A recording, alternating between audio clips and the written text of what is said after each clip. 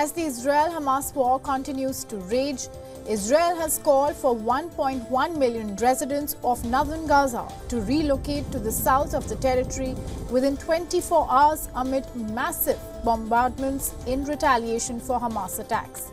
Palestinians fear it could be a precursor to a planned Israeli ground offensive.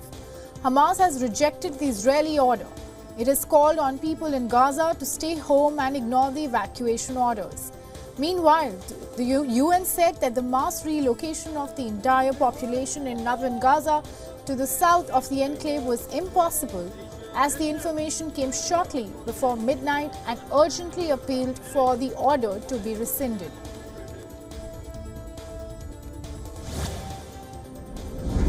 Israeli tanks and military vehicles were seen moving in southern Israel ahead of an expected ground invasion into Gaza. Israeli forces were also seen setting up checkpoints. They were seen sitting in artillery military tanks near Sderot, which is the southern front with Gaza.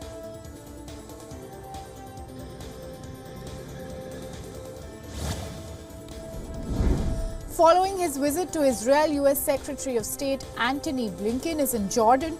Blinken met with the Palestinian Authority, President Mahmoud Abbas in Amman. He's also expected to meet King Abdullah. The top U.S. diplomat delivered a message of solidarity to Israeli Prime Minister Benjamin Netanyahu earlier in the day as he embarked on a Middle East tour aimed at stopping spillover from the war between Israel and Hamas. Blinken also plans to visit key American allies Qatar, Saudi Arabia, Egypt and the United Arab Emirates, some of which have influence on Hamas.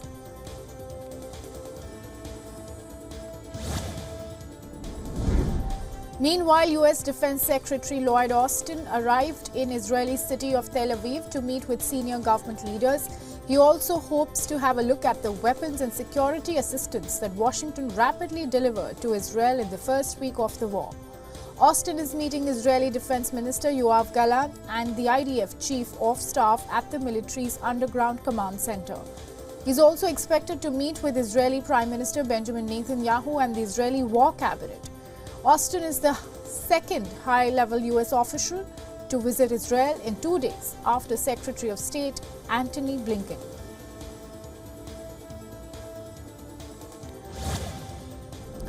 Israel's parliament approved Prime Minister Benjamin Netanyahu's emergency unity government, and this comes following Saturday's attack by Hamas militants. The emergency war cabinet underlines the suspension of normal political rules during one of the most serious crises in Israel's history. Under the war cabinet, former defense minister Benny Gantz and members of his small centrist party will join Netanyahu's coalition. This comes as Israel's political landscape had been bitterly split for months over a hotly contested push by Netanyahu's government to overhaul the judiciary. This drove a wedge between the Prime Minister's nationalist supporters and more liberal secular Israelis.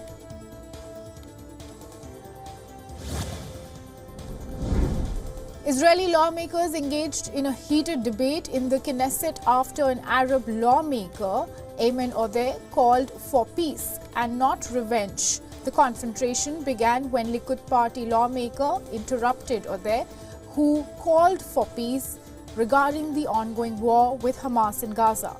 Another Likud lawmaker yelled and called for revenge on Hamas.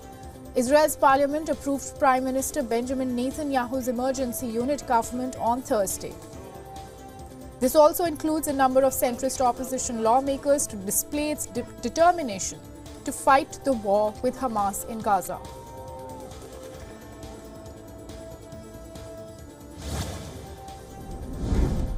Israelis attended a candlelight memorial in Tel Aviv to remember the victims of Hamas's attack. The vigil, which was organized around a central Tel Aviv fountain, featured donated candles, one for each victim of the incident. The event attempted to shed light on this gloomy period. Israel has promised to retaliate against the Hamas organization, which administers Gaza, for this unprecedented attack, initiating airstrikes that have resulted in at least 1,500 additional casualties in Gaza.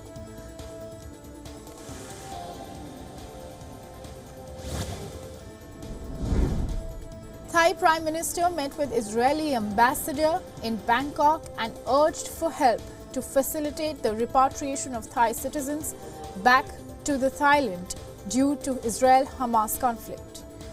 Around 6,000 Thai citizens have registered to have returned home, but added evacuating them might take time as Thai nationals are scattered in various places in the region. 41 evacuees, all laborers who had been working in Israel, were returned to Thailand on Thursday via a commercial flight. However, the death toll of Thai citizens stands at 21, while 16 people have been taken hostage. Thailand is one of the largest sources of migrant workers in Israel, with around 30,000 working in the agriculture sector.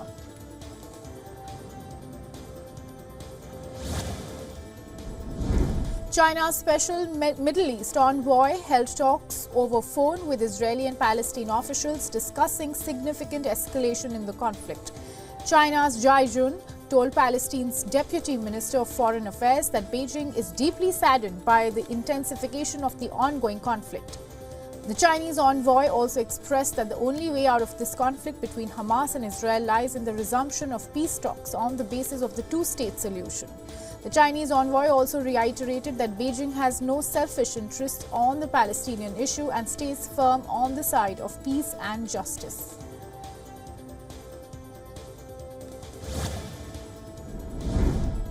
Israel's ambassador to Japan says that Tokyo should be vigilant and look at what Hamas was doing with the aid to extend to Palestinians. Japan calls for a political solution to allow Israel and a future independent Palestinian state to coexist. The country provides assistance to Palestinians through various schemes. Japan's provided over $2.3 billion of aid to Palestine over the last decade. Tokyo has firmly condemned the attacks by Hamas.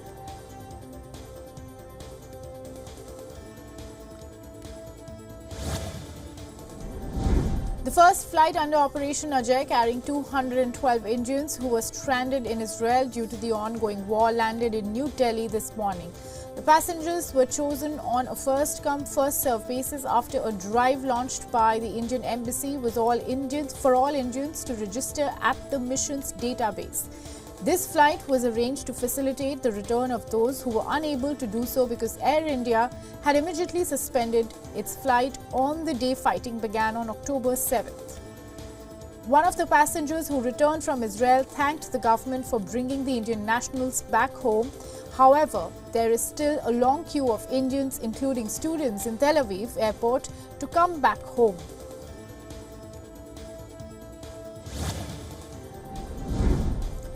Canada's Senate Speaker has skipped a two-day G20 event in New Delhi this week, and this comes as ties remain frozen after Canada said it is investigating allegations linking Indian agents to the killing of a Khalistani leader. Speaker Raymond Degagne will not be present at the two-day Parliamentary Speakers Summit that starts today. The summit is a part of India's year-long presidency of the group of 20 major economies, which expires in November.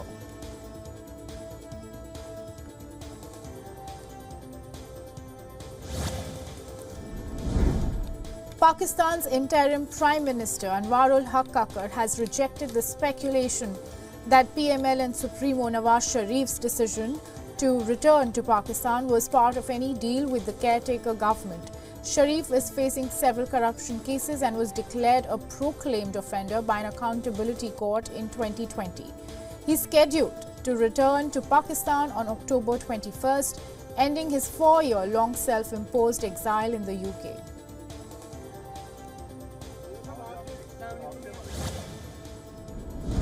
Pyongyang has slammed a South Korean port visit by the aircraft carrier USS Ronald Reagan.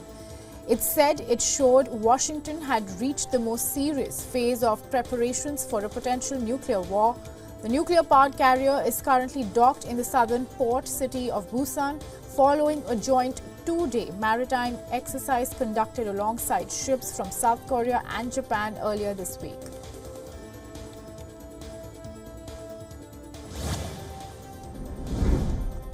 United Auto Workers have shut down Ford's biggest plant globally, halting production of lucrative pickup trucks with little warning. This prompts a sharp escalation of the union's 4-week target strike against the Detroit 3 automakers. The UAW said that 8,700 union members at Ford's Kentucky truck plant went on strike after the union said that the automakers refused to move further in contract bargaining. Automakers have more than doubled initial wage hike offers, agreed to raise wages along with inflation, and improved pay for temporary workers. However, the union wants higher wages, the abolishment of a 2-tier wage system, and the expansion of unions to battery plants at all 3 companies.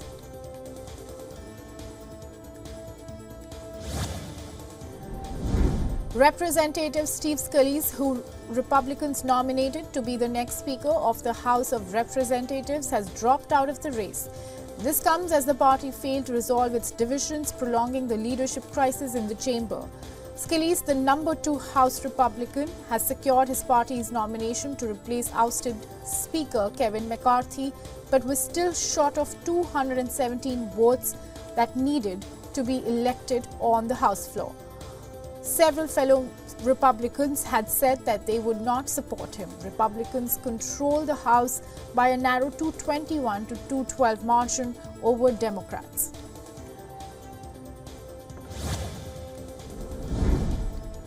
The number of Germans who fear their government could be overburdened by dealing with immigration has grown sharply this year.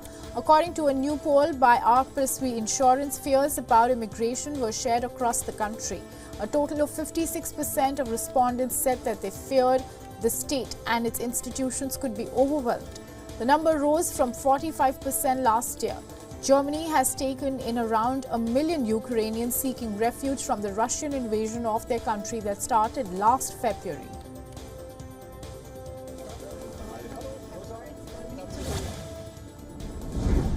Today again, an earthquake of magnitude 4.6 jolted Afghanistan. It is the 3rd earthquake to strike the impoverished nation this week.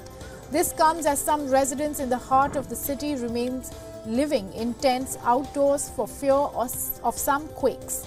Multiple earthquakes had struck in the western province of Herat on Saturday and Wednesday, destroying entire villages in the war-torn country. The country has long relied on foreign aid that has dried up since the Taliban took over in 2021. Afghanistan's Taliban-run government has put out conflicting numbers on the death toll, with the Disaster Management Ministry saying over 2,400 had been killed. However, the Health Ministry confirmed just over 1,000.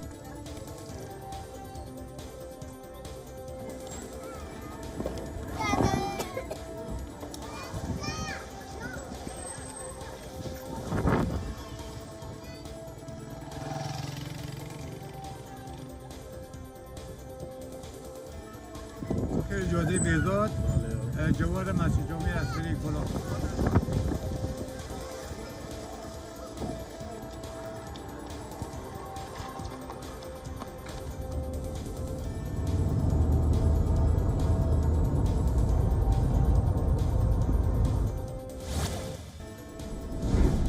A family of 5 beavers is settling in London's waterways as part of the British capital's rewilding plans. It is believed that the animals will improve biodiversity and reduce the risk of flooding. A family of beavers was released in West London and drew large crowds. The area will be shut to public for a month to let them settle in peace. It's the first release of beavers in a dense urban area in the UK since their extinction about 400 years ago. Activists are concerned that the government's commitment to restore biodiversity is in 30% of UK habitats by 2030 isn't being taken seriously.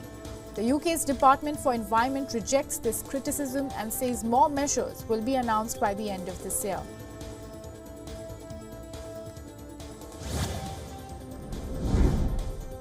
Owners of the California store that sold the winning ticket in an estimated $1.7 billion celebrated as they received a bonus check of $1 million.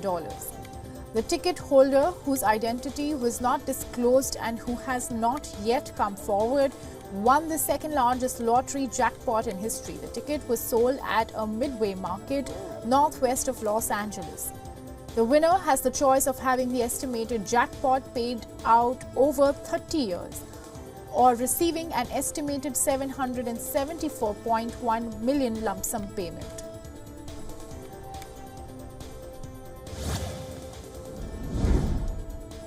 A report by Cox Automotive showed that electric vehicle sales in the United States jumped to more than 300,000 for the first time in the third quarter, but the industry leader Tesla's market share slipped to the lowest on record. Tesla now dominates just half of the market, down from the 62% it held in the first quarter. That's despite a price war that started by the Elon Musk-led company to solidify its foothold in the competitive EV arena. The price war started by Tesla has brought average EV prices down to $50,683 in September, down from $52,212 in the prior month.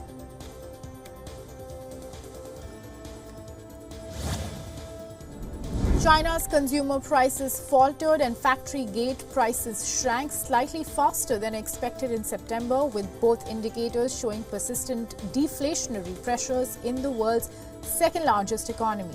Data by the National Bureau of Statistics show that the consumer price index was unchanged in September from a year earlier. Consumer price index rose 0.1% in August.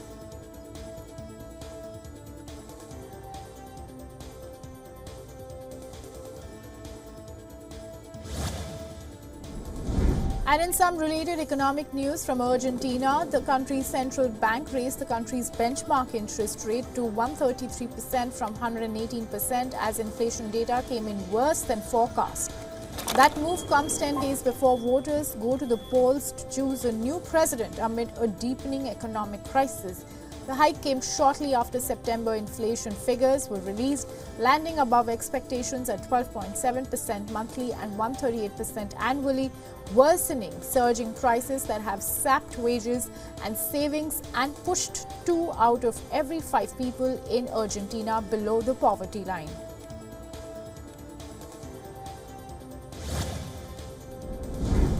The International Olympic Committee's exclusive board has suspended the Russian Olympic Committee with immediate effect. The move comes after the Russian Olympic Committee ROC recognized regional organizations from 4 territories annexed from Ukraine. Russian Olympic officials last week included the sports councils in Ukraine's Donetsk, Kherson, Luhansk and Zaporizhia as its members. The IOC said that recognition was a breach of the Olympic Charter as it violates the territorial integrity of the National Olympic Committee of Ukraine. The suspension means that the Russian committee is no longer entitled to operate as a National Olympic Committee and will not receive any funding from the Olympic movement.